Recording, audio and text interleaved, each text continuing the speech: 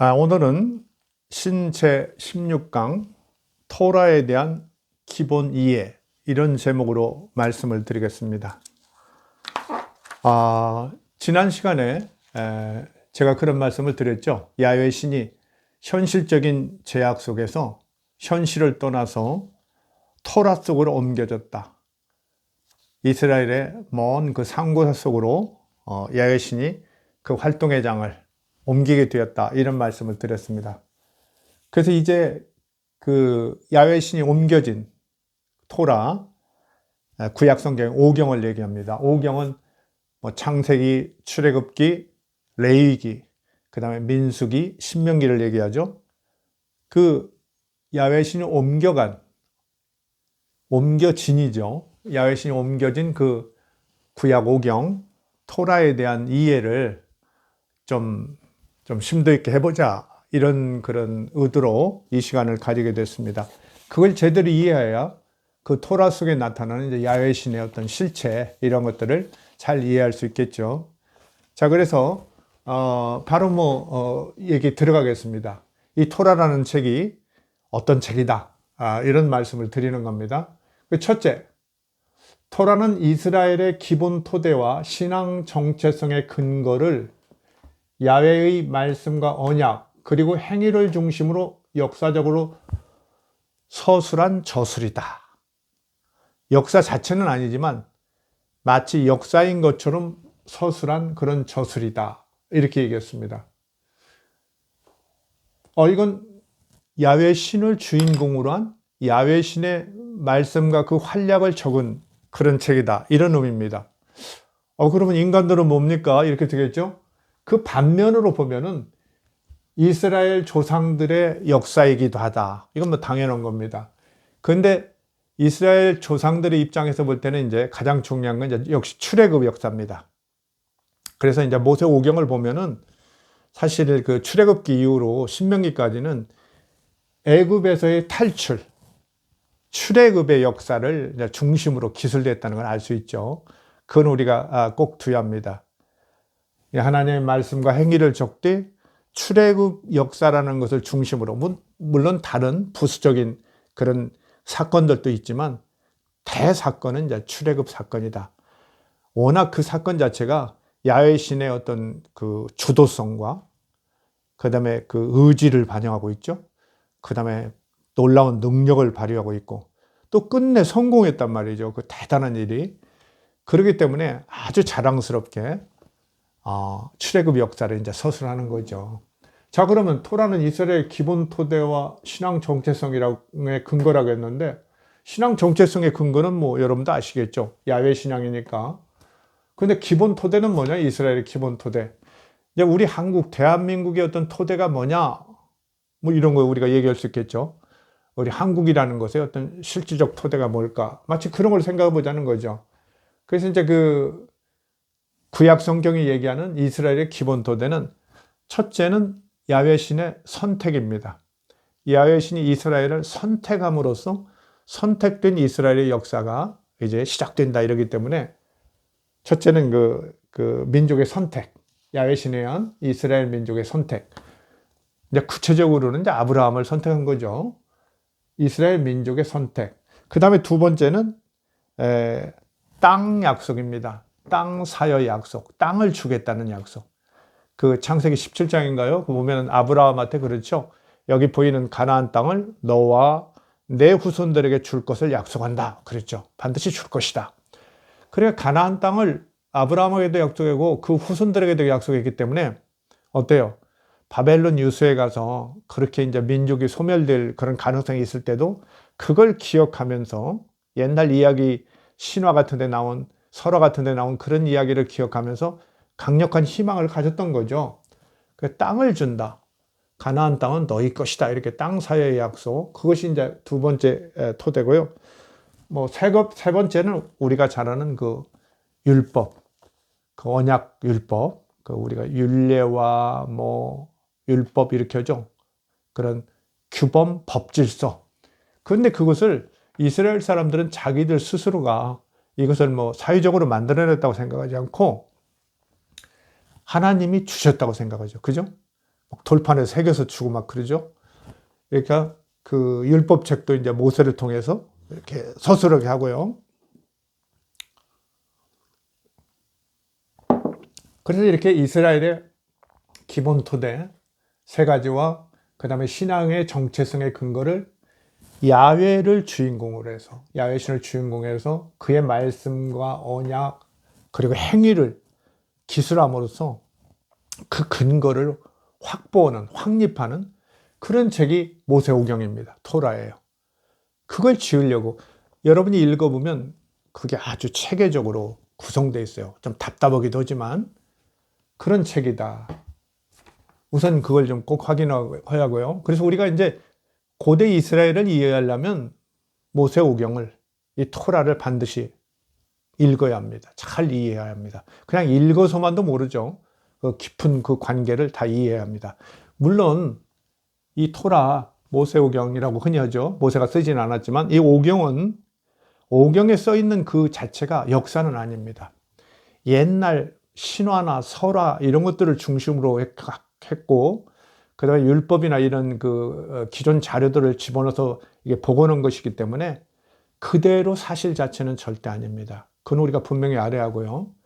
그래서 원래 그 신화나 설화가 얘기하는 그 이야기의 어떤 사실성과 이렇게 뒤늦게 기원전 398년에 에스라가 반포할 때 그 토라의 편집을 거친 이야기들하고는 또 차이가 있기 때문에 그 차이도 우리가 잘 이해해야 합니다.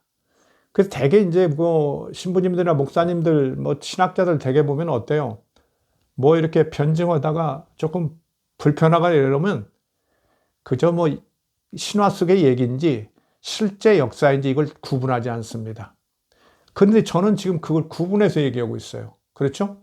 여러분은 강의를 역사적으로 구분한 것을, 실제 역사와 그 다음에 신화나 설화인 것을 구분하면서 지금 따라 들어왔어요. 그렇기 때문에 그 구분이 분명히 있다는 걸 지금 이 순간에도 여러분은 이제 유지하셔야 합니다. 그 기조를. 자, 그 다음에 두 번째, 토라는 제가 이렇게 규정을 해봤습니다. 이건 제 견해입니다. 아주 독특한 견해인데요. 다른 개설서 같은데 뭐 어디 찾아봐도 없을 겁니다. 토라는, 모세오경은 문자 언약궤이다. 저는 이렇게 규정하고 하겠습니다. 문자로 된 언약궤이다. 물론 십계명 돌판을 넣은 언약궤가 있고 그 돌판은 분명히 문자로 되어 있지만 이건 돌판이 아니라 언약궤예요. 그 돌판을 넣은 언약궤. 이게 좀 문자로 된 언약궤예요. 그러니까 십계명 돌판뿐만 아니라 거기에는 십계명도 있고, 그렇죠? 다른 하나님께서 약속한 모든 약속들이 다 들어있어요. 최초의 그 어떤 명령부터 시작하죠. 빛이 있으라 막 이래, 그렇죠? 그 다음에 생육하고 번성해라 막 이러고 그러죠. 그리고 노아하고 또 언약을 하죠. 무지개를 설치하고 다시는 홍수 같은 거 안 할래 막 이렇게 하죠. 너희들 생명은 너무 소중해, 모든 생물들하고도 약속해 막 이러고 그죠. 그런 모든 언약들, 약속들 다 집어넣은 거예요. 그 다음에 이제 우리가 그 잘 아는 출애굽기에 나오는 그 율법의 책이라고 그러죠. 그 율법에서 뭐 그래서 출애굽기 21장부터 뭐 23장. 그 다음에 이제 레위기에 나오는 성결법. 그렇죠. 이제 성결, 그 아주 거룩한 하나님의 거룩한 백성들은 이렇게 성결해야 하고, 이렇게 제사도 이렇게 잘 거룩하게 지내야 하고, 이런 성결법이 있는데요. 레위기 17장부터 26장입니다.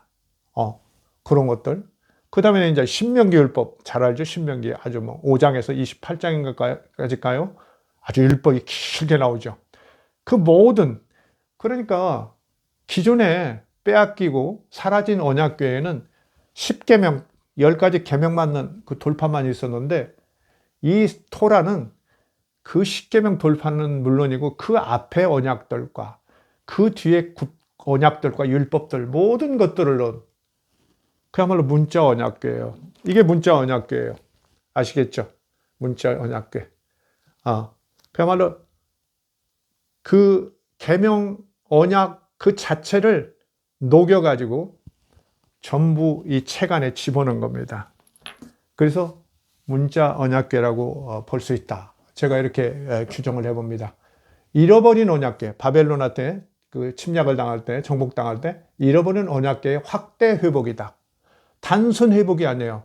단순 회복이면은 돌판에다 새겨놓고 몰래 새겨놓고 다시 발견했다고 그러겠죠. 아니면 되돌려 받았다고 그러고. 그거 아닙니다. 그거 찾지 못했어요. 이제 알고 있었다고 그랬죠. 예레미야 같은 사람들이 그걸 보여주고 있다고 그랬는데, 잃어버린 언약궤의 확대 회복이다. 그러니까 그 돌판 10계명만 가지고는 당시 사회에 지금 한 400년경의 사회, 국제관계도 복잡하고 이런 그 유대인 사회를 운영할 수가 없거든요. 그러니까 더 많은 그동안 축적된 모든 하나님의 그 언약이랄지 뭐 말씀, 율법, 이 모든 것들을 역사적 경험 등을 다 녹여가지고 다 그 안에 넣어서 이렇게 확대된 문자 언약궤를 만들었다. 이렇게 봅니다. 이렇게 얘기하면 좀 쉬울 거예요. 새로 성전을 재건했는데 언약궤는 없고 사회는 훨씬 복잡해지고, 그러나 하나님의 말씀이 늘 이렇게 동행하고 임재한다는 그건 꼭 필요한데 어떻게 할까? 그게 없다면 너무 큰 손실이기 때문에 그걸 회복했다는 거죠. 그래서 이제 이렇게 책으로 만들므로써 어때요? 훨씬 모든 것들을 다 집중적으로 담고 많은 내용을 담고 늘 또 따라다니기도 쉽죠. 그렇죠? 양피지에 적어가지고 옮길 때마다 뭐 성전뿐만 아니라 나중에는 회당 같은 데도 다 적어가지고, 그죠? 그걸 토라를 이렇게 반포하고 막 그렇죠. 이렇게 잃어버린 언약궤의 확대 회복이었다. 이것을 아시기 바랍니다. 그 다음에 세 번째, 토라에 대한 어떤 기본적인 성격은요, 토라는 타협적이며 일부는 열린 책이다. 부분적으로 열린 책이에요. 타협적이다. 이 타협적이라는 말은 뭔 말이냐면, 그 앞에 있었던, 우리가 그랬죠? BC 622년 그 요시야, 그 유일신 개혁 때 있었던 신명기, 그 신명기는 대단히 배타적이에요. 아주 유일신 신앙 강조하고요. 오직 예루살렘 성전에서 제사, 그걸 딱 규정하고 있거든요. 다른 신을 믿으면 안 돼요. 다 때려부시고 그러는데, 그런 배타적인 신명기에 비해서 그 배타주의가 크게 완화됐다. 신학이나 그 다음에 이방에 대한 태도, 외국인에 대한 태도 어때요? 신명기에서는 하나님께서 온 세상 모든 인간들을 만들었다, 그런 거 심지어 얘기하지 않아요. 그렇죠? 그런데 창세기는 어떻게 해요? 온 우주와 인류의 시작을 얘기하죠. 그렇죠? 그 다음에 창세기 앞에 보면은 이제 노아 홍수 이후에 다른 여러 민족들이 어떻게 이렇게 노아의 가족들에서 분리해 나가나, 이런 걸 또 얘기하고 있죠. 그래서 보면 다른 민족과의 공존을 얘기합니다. 다른 민족들이 있는 가운데 아브라함을 하나님께서 선택하셨어, 이렇게 얘기를 하는 겁니다. 그러니까 이방, 열방의 존재를 인정하는 거죠. 더군다나 이제 아브라함한테 하나님께서 처음 약속할 때 어떻게 해요? 너를 복의 근원으로 삼겠다. 그러면서 너를 축복하는 자에게 복을 주고 너를 저주하는 자에게 저주하겠다. 그러면서 너로 하여금 모든 민족들이 복을 받도록 하겠다. 이렇게 했죠. 그러니까 이스라엘을 통해서 모든 민족이 축복을 받을 가능성을 선포하는 겁니다. 그거 좀 열려 있죠. 물론 자기들이 이제 선택받은 민족이라는 자부심은 있지만, 중요한 것은 신명기의 신학에 비해서 이렇게 창세기에 보이는 그런 오경에 보이는 그 신학은 모든 민족을 하나님께서 만들었다는 걸 특별히 강조하고, 그런 모든 민족 중에서 야훼 하나님의 자유에 의해서, 뭐 자유의지라는 말도 쓸 수 있겠죠. 야훼 하나님의 자유의지에서 이스라엘을 선택했다. 그래, 너희들 선택받은 걸 너무 그렇게 대단하게 생각하지 말라는 그런 면도 있는 거예요. 어떻게 보면 자기들 스스로, 유대인들 스스로 이 토라를 만들면서 그 페르시아 제국이랄지 이방 나라들의 좀 의식한 거죠. 그러면서 자기들의 어떤 선민의식을 좀 완화한 겁니다. 그렇죠? 그것들을 이제 우리가 이런 그 내용에서 볼 수 있다는 거죠. 그래서 타협적인 거예요. 특별히 이제 타협적이라고 할 때는 기존의 유대인 사회가 갖고 있던 신학의 타협, 이런 걸 많이 얘기합니다. 그러니까 이제 그 바벨론에서 해방돼서 돌아왔는데 어때요? 독립은 안 되고 그러죠. 그러니까 견해 차이가 꽤 있었어요. 어떤 사람들은 뭐 학계나 스가랴 같은 사람은 어떻게 보면 스룹바벨이라는 다윗 왕족의 후손이죠. 다윗 왕의 후손을 이제 이렇게 어떻게 보면 다윗 왕조의 회복이나 재건을 좀 바란 사람도 있고요. 아예 다윗 왕조는 대부분 또 무시했어요. 워낙 이제 무능력하게 나라를 망쳤다고 봐가지고 무시하고. 그러니까 뭐 어떤 사람들은 그냥 그 당시 상황, 이제 식민지 지배에서 그러니까 그 예루살렘 성전 제사장들이 중심이 되고 그런 시족들의 이런 지방의 장로들이 힘을 보태서 운영하는 그런 어떤 정치 공동체를 좋게 보고 그것을 이제 그 다윗 왕조 이전에 사울 왕 이전에 그 신정 정치 그런 신정 정치 이념으로 이렇게 만들었거든요. 그래서 제가 지난 시간에도 말씀드렸죠. 이 토라에는 신명기에서조차도 어쩐다고요? 왕을 세우라고 적극 권하지 않는다. 그러면서 이 성경 토라 자체가 내위기를 중심으로 지금 편성되어 있거든요. 세 번째 내위기를 중심으로. 그 내위기는 바로 거룩한 하나님의 존재, 그 거룩한 하나님이 계시는 성전을 어떻게 운영하고 하는 문제 이런 게 아주 집중되어 있고 또 그 하나님을 섬기는 거룩한 백성들은 어떻게 성결한 생활을 해야 할 것인가 그런 데 아주 집중되어 있어요. 그래서 하나님이 지배하는 이스라엘, 거룩한 하나님이 지배하는 이스라엘을 아주 그냥 가는 모델로 삼고 있거든요. 그래서 이렇게 이제 그 신정론을 중심으로 하는데 그러나 그렇다고 그래서 전통적으로 일반 백성들 또 예언자들이 원했던 것이 있죠. 그것은 심판 이후에 끝내 구원 해방이 있을 거라는 희망이었거든요. 그걸 아주 강조하죠. 그 말라기가 그랬다고 했죠. 말라기도 예언을 아주 제한적으로 하면서 그러나 마지막 날 하나님의 날이 올 텐데 그가 오기 전에 그 엘리야가 반드시 먼저 와서 이렇게 하리라 막 이런 예언한다는 거죠. 그 종말론을 꼭 말하고 있죠. 그래서 이 그 끝내 이루리라 하는 그런 종말론, 종말의 희망, 종말론도 또 강력하게 내려오고 있었는데 사실 토라에는 아까 말씀드린 신정론과 종말론이 아주 묘하게 잘 결합되어 있어요. 그래서 이제 그 하나님께서 언약을 통해서 너희들을 뭐 이렇게 막 별처럼 많게 하겠다 막 그러고 그러죠. 그 다음에 이렇게 언약을 약속 그 율법을 잘 시행하면 너희들이 비록 잘못해서 불순종해서 이방 나라에 끌려가더라도 끝내 그들을 세계 토처에서 다 돌려서 이스라엘을 회복시켜 주리라 막 이런 희망의 약속을 하거든요. 그 종말적 약속이죠. 그런 어떤 그 종말론을 잘 이렇게 혼합해서 타협적으로 하는 거예요. 왜 이렇게 타협했을까? 좀 지혜롭기도 해요. 그만큼 어떤 주도 세력이 없었던 거죠. 그렇죠? 여러 세력들이 의견이 갈릴 때 어때요? 우선은 그 이스라엘 야훼 신앙을 바로 정립하고 신을 회생시키는 게 더 소중하잖아요. 급선무잖아요.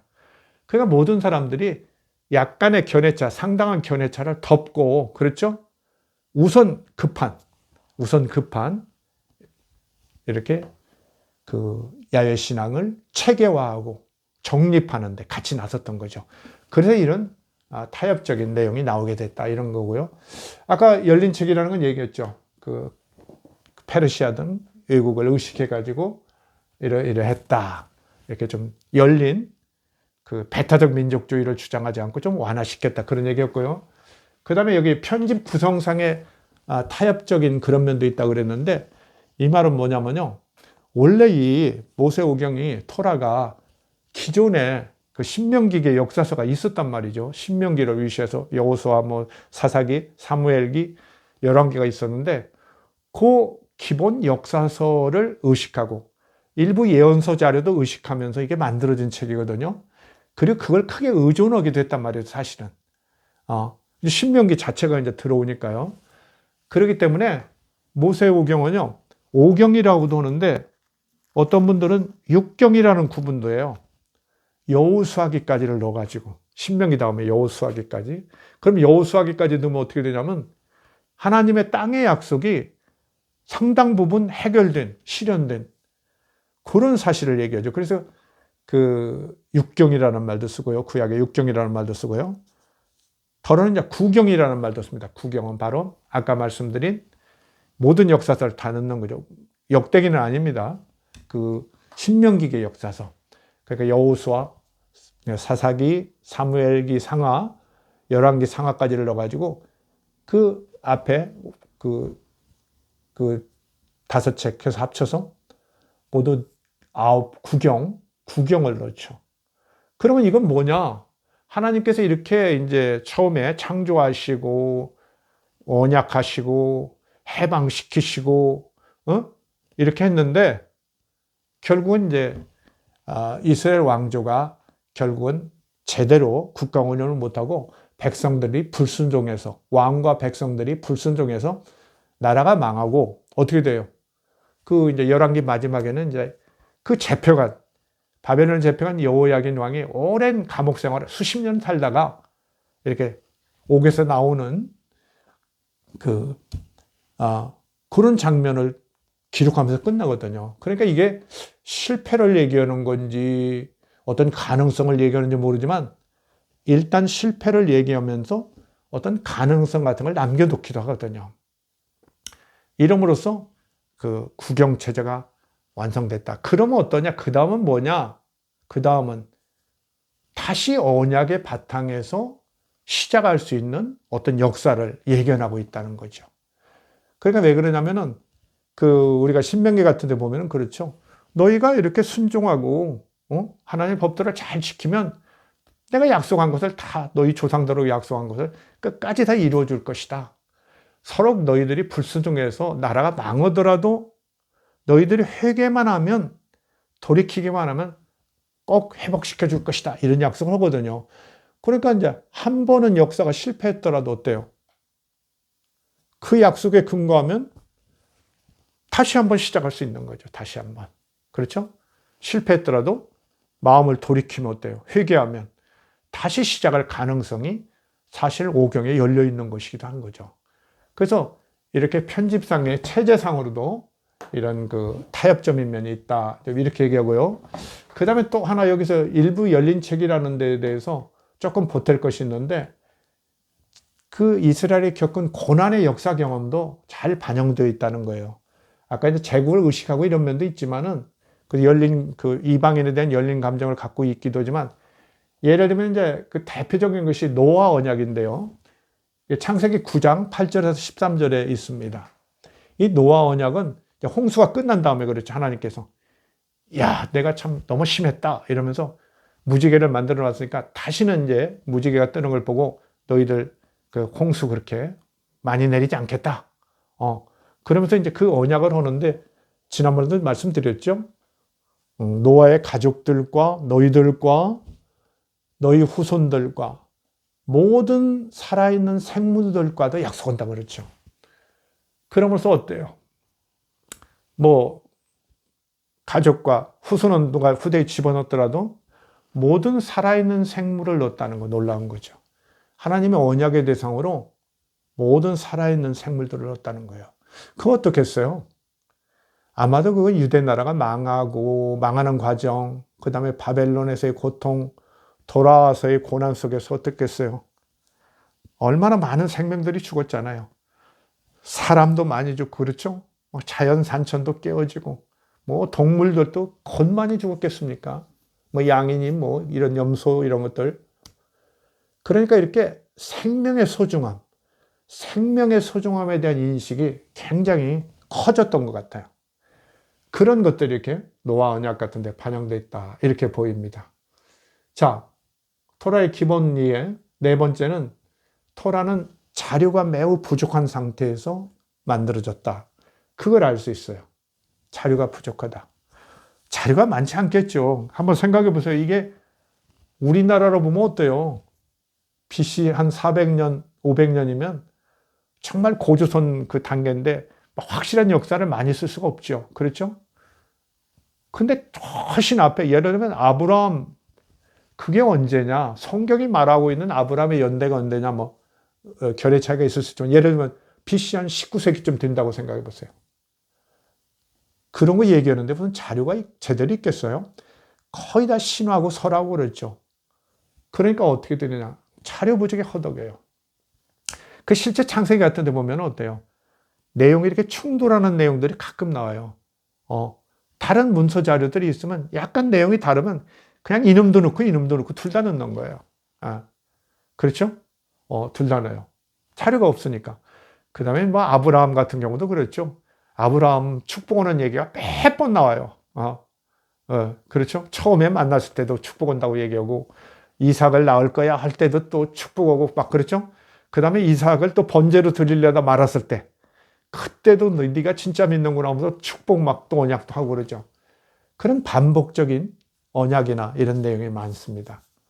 그 다음에는 하도 자료가 또 부족하고 그러니까 의도적 구성이나 편집이 있어요. 의도적 편집 구성을 합니다. 그래서 이제 사실 모세오경은 내위기가 중심이에요. 어떻게 보면 실제적으로 그 당시에 주도권을 갖고 있는 제사장들이 주도했기 때문에 레위기, 주로 이제 성전이나 제사에 관한, 그 다음에 성결법에 관한 그런 내용들을 꽉 차 있는데요. 레위기 읽으면 참 골치 아프죠. 팍팍합니다. 뭔 그 내용이 많은지. 요새 일반 신도들은 별로 관심도 없을 만한 내용들이죠. 제가 그때 율법 얘기할 때 말씀드렸죠. 그 율법에는 이렇게 제사, 이런 성전 관련 이런 것들이 율법이 한 40%가 된다. 전체. 팍팍한 내용이에요. 제가 이제 그걸 요새 며칠 다시 이렇게 대충 보면서, 야, 이거 하나님께서 정말 살아계시더라도 이런 거 계시하지 않았겠구나. 그런 생각을 했어요. 왜? 이렇게 골치 아픈 걸 그렇게 높으신 양반이 정말 했을까? 그런 참 정말 좀 우스운 생각이 좀 나더라고요. 너무 빡빡해요. 아주 그냥 의도적으로 집어넣은 거죠. 체계적으로 이렇게 넣었죠. 그 다음에 그럴 뿐만 아니라, 사실 여러분, 제가 시간이 없어서 다 말씀 못 드리지만은, 레위기가 가운데 있고요. 그 앞에는 출애굽기죠. 탈출기라고도 하고요. 그 뒤에는 민수기예요. 그러니까 레위기를 중심에 두고 이제 출애굽기와 민수기가 있는데, 그 출애굽기와 민수기에는 중복되는 기사를 약간만 편집해 가지고 실은 기사들이 꽤 많아요. 여러분이 언뜻 생각날지 몰라요. 예를 들면 막 그 히브리인들, 그 애굽에서 나온 히브리인이라고 하죠. 그때는 히브리 사람들이 어때요? 막 고기 못 먹는다고 막 불평하고 그럴 때, 배고파 죽겠다고 불평할 때 만나와 메추라기를 막 내리죠. 그 과정 울퉁불퉁하고 막 그러죠. 막 내가 이집트의 가마에서는 고기를 실컷 먹었는데 그러는데, 그 이제 출애굽기에 내리는 과정하고 또 민수기에 내리는 과정이 있는데 거의 똑같은데 약간만 손질한 걸 우리가 알 수 있어요. 아주 약간만 손질한 걸 알 수 있고요. 그 다음에 이제 우리가 잘 아는 그 우물, 그렇죠? 물이 없어가지고 굉장히 애타는 경우가 있죠. 제가 이제 다시 좀 근거를 좀 보겠는데요. 만나와 메추라기 그 사건은 출애굽기 16장과 민수기 11장에 나와요. 출애굽기 16장하고 민수기 11장에 나오고요. 물 사건, 그렇죠? 광야에서 물이 없을 때, 바위만 있고 그럴 때 무리바라고 그래요. 무리바, 다툼이라는 거죠. 무리바 물 사건. 이 무리바 물 사건은요, 출애굽기 17장에도 나오고 민수기 20장에도 나와요. 그래서 근데 출애굽기 17장에는 그냥 모세가 그냥 그 반석을 쳐가지고 물이 나와서 잘 먹었다, 그렇게 나오거든요. 근데 이제 민수기 20장에는 어떻게 하냐면, 여호와 하나님께서 모세와 아론한테 너희가 말로 명하라 그래요. 말로 명하라고 그러는데, 그냥 그 모세가 화가 나가지고 백성들이 하도 자기한테 항의하고 그러니까 화가 나가지고 봐라 하면서 그냥 바위를 2번 쳤다는 거예요. 그게 물이 솟았다는 거죠. 그리고 이제 앞에 지금 똑같은 자료인데, 앞에는 그냥 바위를 쳐서 그냥 물을 먹고 순탄하게 갔고, 뒤에 민수기 20장에는 말로만 하라고 그랬는데, 여호와께서 말로만 해서 여호와의 능력을 나타내라고 했는데, 모세가 그만 옛날 방식대로 했는지 하여튼 그냥 바위를 쳐가지고 2번 쳐가지고 물이 솟아가지고 먹였다는 거 아니에요.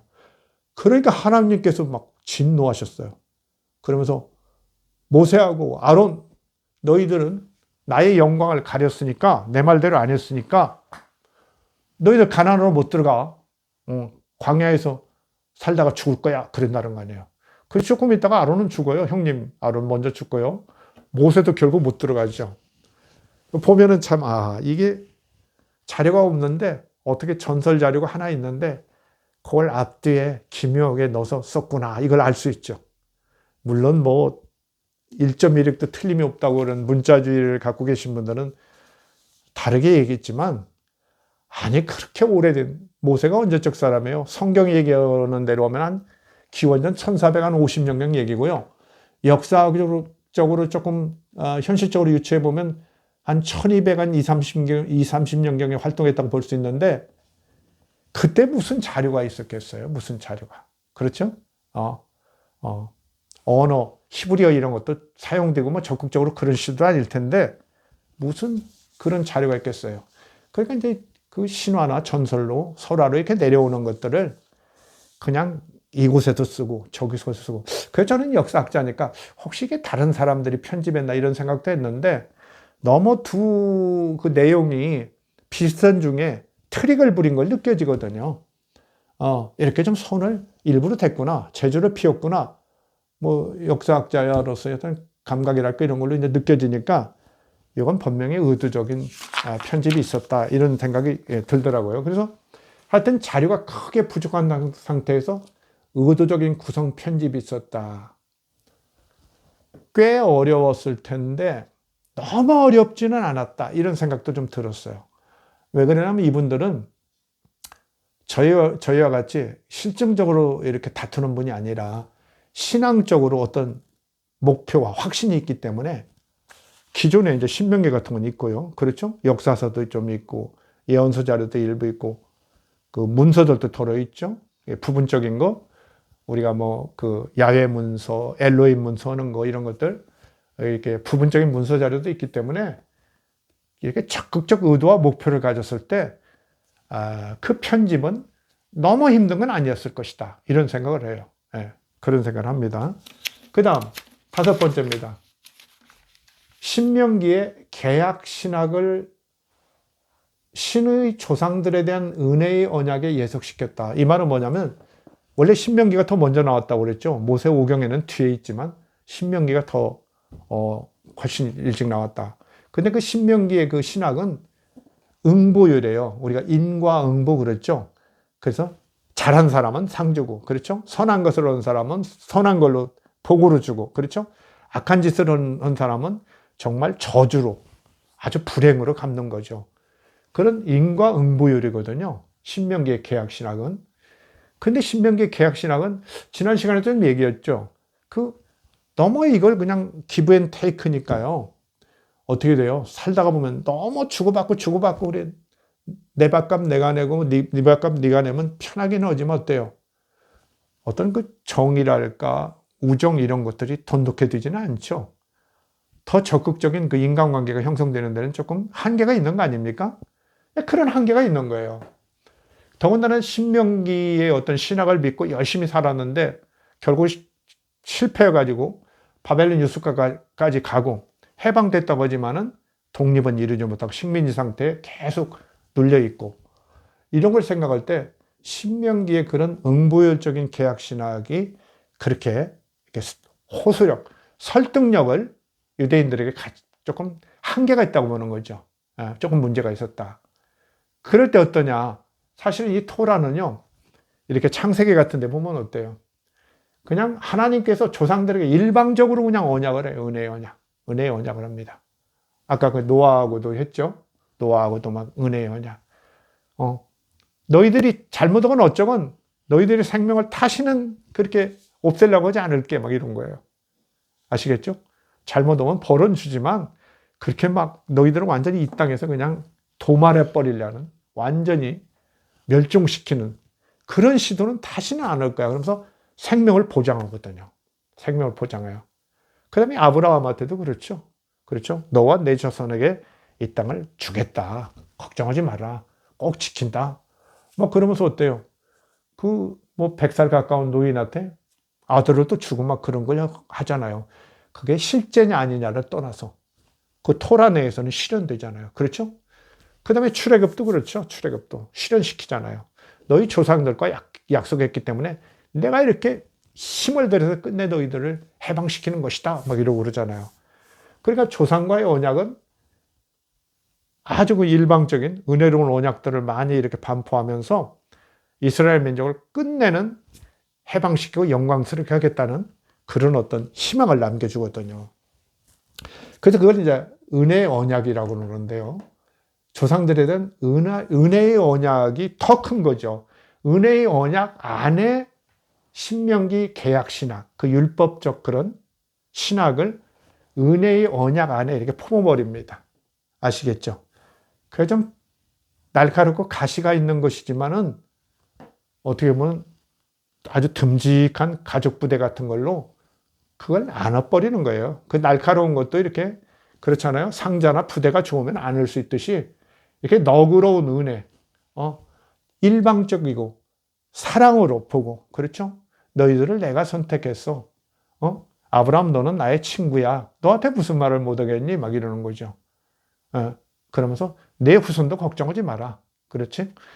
너한테 주겠다고 약속한 땅을 내 후손에게 반드시 줄 것이다. 뭐 이러고 오는 거죠. 그래서 이제 이집트에서 해방시켜서 막 끌고 오는 거죠. 그래서 일단 성공했는데 자기들이 잘못해가지고 또 이제 적국으로 잡혀간 거 아니에요? 그렇죠? 근데 또 고레스를 통해서 해방시킨 거죠. 역사서를 통해, 예언서나 이런 걸 통해 보면 해방시켜놨죠.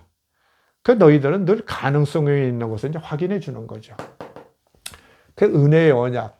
결국 이제 야훼신은 이제 그렇게 그 심판하고 정의를 선포하고 심판하고 구원하던 이런 신에서 너그러움이 이제 보태지는, 정말 사랑이 보태지는 창조주로서 정말 그 뭡니까? 우주 만물의 근본적 아버지의 그 사랑, 이걸로 대하는 언약의 하나님의 모습을 이제 갖추는 거죠. 여섯 번째는 토라는 그 앞에 역사서나 이런 데 가끔 주장되고 그러는 전능한 신 이런 것보다는 전능한 신이 아니라는 얘기는 아니에요. 엘샤다이죠. 엘샤다이도 나오는데 그건 그렇게 주장하지 않아요. 토라에서는. 전능한 신보다는 거룩한 신을 주장해요. 거룩한 신. 아까 얘기한 레위기 17장부터 나오죠. 거룩한 신. 그 레위기 19장 2절에 보면은, 레위기 19장 2절에 보면은, 너는 이스라엘 자손의 온 회중에게 말하여 이르라. 너희는 거룩하라. 이는 나 여호와 너희 하나님이 거룩함이라. 이스라엘 백성들에게 너희는 거룩해라. 내가 거룩하니 너희도 거룩해라. 이렇게 레위기 19장 2절에 말씀하죠. 그래서 레위기 자체의 대부분이 이게 거룩한 하나님과 거룩한 백성의 어떤 그 관계, 그 성결법 같은 게 거기서 나오는 거죠. 제사도 어떻게 지내고 막 이러는 거죠. 참 신과 백성이 참 사이좋아요. 근데 거룩함이라는 것이 뭡니까? 뭐 영어로는 뭐 sacred 그러죠? 거룩한 것은 속된 것과 반대되는 거예요. 거룩하다는 건 구별하는 거예요. 하나님이 앞에는 그 역사서 같은 데는 얘기하지 않았는데 별로 거룩한 하나님을 자꾸 강조해요. 나는 거룩하다, 거룩하다. 그러면 레위기 같은 데는 뭐 명령할 때마다 나는 너희 하나님 야훼다, 너희 하나님 야훼다. 그럼 뭐 수백 번 나올 거예요. 수십 번이 아니라 수백 번. 막 나와요. 이렇게 거룩한 신을 강조하냐? 저는 이거야말로 속과 구분해서 거룩함을 강조하는 거야말로 현실에서의 어떤 한계, 현실적 역사에서의 그런 한계, 제약. 페르시아 제국이 지배하는데 현실 역사에서 아무것도 할 수 없는 그 한계를 이렇게 반영하고 있다고 보는 거예요. 그러니까 현실 역사의 전능한 신에서 이제는 현실 역사의 전능한 신을 말하지 않고 거룩한 신을 말함으로써 마치 조금 떨어져 있는, 구분되어 있는, 범접하기 어려운 그런 새로운 신의 어떤 이미지 같은 것을 창출하고 있는 거죠. 그래서 거룩한 신 얘기하면서 너희도 거룩한 백성이 되는 걸 강조해요. 그럼 어떻게 보면 야, 너무 너희 세상에서 그 근심 걱정하지 말고 당장에 어떻게 된다고 걱정하지 말고 페르시아의 집에 막 걱정하고 막 해방 안 된다고 불평불만하지 말고 씩씩거리지 말고 이런 얘기죠. 좀 고상한 거 생각하자. 응? 더 성결한 거, 거룩한 거, 순결한 거, 하늘나라의 거 이런 걸 생각하자 이런 거죠. 그렇죠? 이 토라를 만든 이유를 좀 알 수 있겠죠. 알 수 있어요. 이런 현실적 신의 한계를 이런 식으로 반영하고 있다 이런 거죠. 그 다음에는 이제 그 야훼 신은 아주 신실한 신이라는 것을 아주 강조하죠. 신실하다는 게 뭐예요? 약속 잘 지키는 거. 꼭 저 친구는 뭐 약속하면 100%야. 막 이런 거 있죠. 친구들 중에도 그렇죠. 뭐 어디 모이자 그러면 꼭 일찍 나와서 한 5분 10분 일찍 나오고 탁 지키고 무슨 뭐 좀 빌려가면 100%잘 갚고 그런 사람이 있어요. 그 신실한 사람이죠. 신실한 신을 강조해요. 어떻게? 언약을 신실하게 지키는 하나님을 강조하는 거죠. 그래서 아브라함하고 90 몇 세 된 영감님하고 약속했는데 아니 그 아들이 나왔다니까 이런 거죠. 얼마나 신실해요. 그렇죠?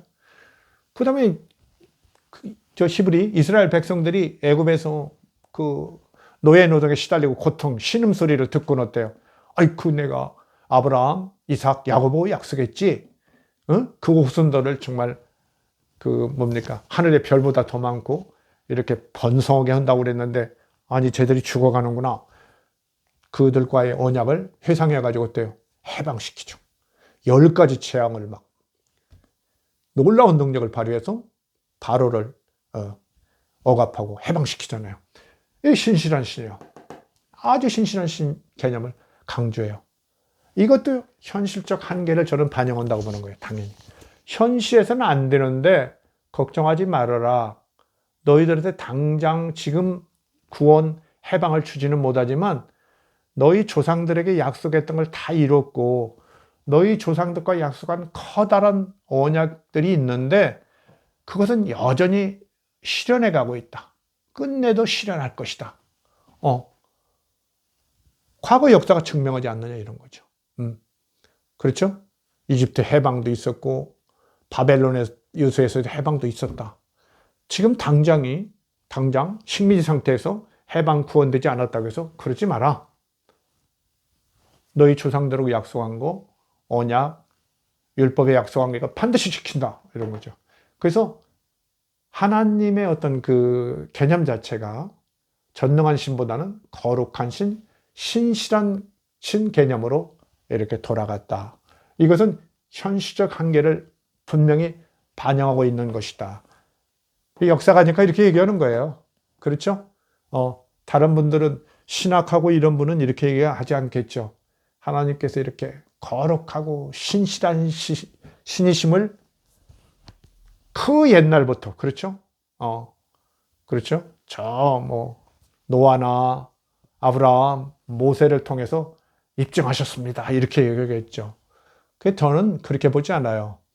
일부 과거의 자료가 그런 것들을 표현하고 있었을 가능성이 있는데요. 일부 자료는. 그러나 이렇게 토라는 뒤늦게 이것을 종합 편성하면서 종합 편집 구성하면서요.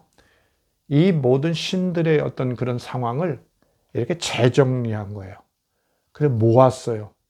그러면서 이렇게 모음으로써 정말 새로운 현재와 미래에 희망을 주는 새로운 신으로 지금 재탄생시키고 있는 거예요. 이건 좀 분명히 우리가 구분해야 한다는 겁니다. 그 다음에 7번째, 조금 전에 좀 한 얘기도 하네요. 기존 신개념을 종합적 체계적으로 정리하여 새로운 신으로 재탄생시켰다. 새로운 신. 그동안에 강조하지 않았던 신. 그러나 현실에서 너무나 필요한 신. 미래의 희망을 갖기 위해서 너무나 필요한 신의 어떤 성격, 성품. 이걸 반영한 신들을 이렇게 드러냈죠. 거룩한 신실한 약속의 신입니다. 거룩한 신. 현실에서는 지금 이렇게 고생하고 있지만 정말 높은 차원의 뭐를 생각하고 있고 정말 거룩한 신.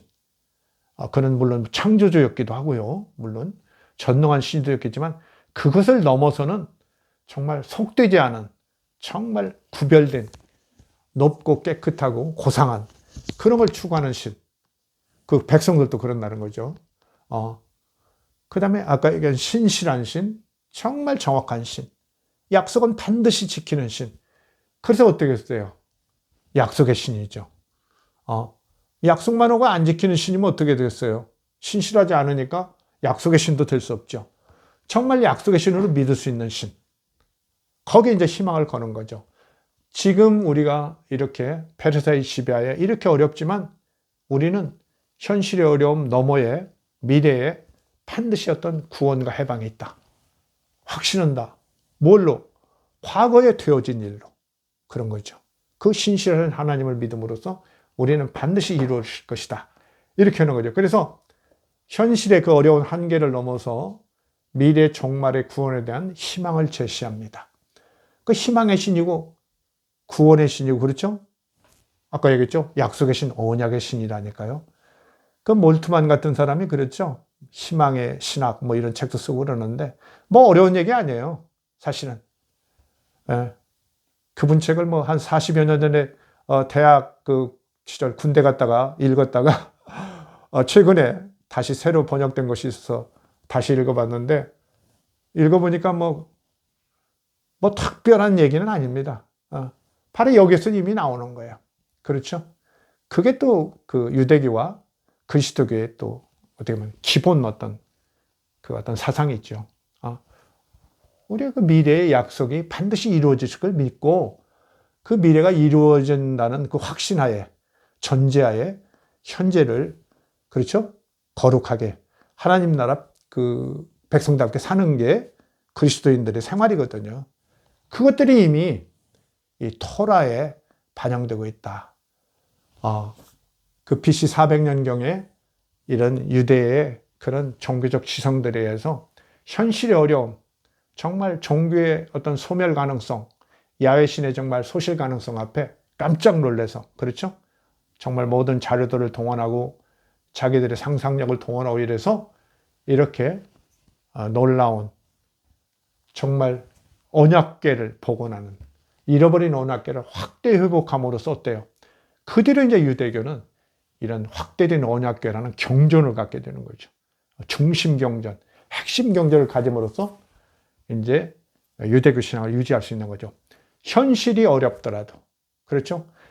아니 그 약소민족이 어때요? 제국주의가 자꾸 번성하는데 이제 페르시아 지나면 마케도니아 오죠. 그 다음에는 좀 반짝 좀 했다가 어때요? 또 로마라는 더 거대한 괴물이 오죠.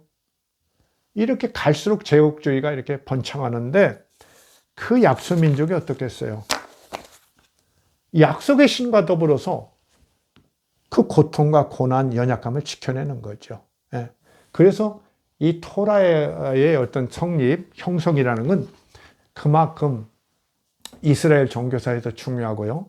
또 하나 우리가 주목할 것은 제가 나중에 또 좀 말씀드리겠습니다만 여러분들이 제가 좀 자꾸 이렇게 역사적인 어떤 진실을 자꾸 밝힘으로써 어떤 신앙심이 약화되고 신 자체에 대한 이해가 무너지는 것 같은 걸 느끼는 분들이 있을 텐데 사실은 이렇게 야훼신에 대한 이런 그 문제가 있는 야훼신을 어떻게 이스라엘 사람들이 더 이렇게 점차 섬겨가고 그것이 그리스도교에서까지도 하나님 아버지를 이렇게 인정되고 이랬는가를 우리가 좀 더 이렇게 궁구해 보면은 전에도 얘기했죠. 신이 너무 살아있는 실체라는 걸 고집만 하지 않는다면 역사적으로 형성되고 변화된다는 사실만 제대로 인정하고 받아들인다면 어때요? 우리가 역사를 통해서 만들어내는 많은 것들, 문화재들, 정신적인 것들 이런 것들 있죠? 그것이 뭐 이렇게 물리적 실체가 없다고 그걸 부정하지는 않거든요. 그 가치를. 그렇죠? 이 역사적인 신, 종교의 신도 마찬가지인 거죠. 그렇게 인정하고 보면 그 야훼 신도 그 단계 성취한 아주 의미 있는 것들이 있거든요. 우리가 정의랄지, 그렇죠? 그렇죠? 여기 언약, 희망 같은 거, 이런 것들은 놀라운 거죠. 많은 세계의 약자들, 그렇죠? 이스라엘과 같은 약소민족뿐만 아니라 그 뒤에 전 세계 노마치아의 민중들에게 많은 약자들에게 희망을 주고 인생을 참안하게 하는 견뎌내게 하고 끝내 뭔가를 바라면서 역사를 이루게 하는 이런 놀라운 근거를 제공하기도 하거든요. 그래서 그런 면에서 조금 더 진행될수록 그걸 정리해 드릴 테니까 너무 위축된 마음을 갖지 않도록 하실 것을 부탁드립니다. 자, 토라에 대한 기본 이해를 이 정도로 정리하고요. 다음 시간에는 이제 토라 속에 있는 야훼 신의 면모를 보다 구체적으로 좀 말씀드리겠습니다. 감사합니다.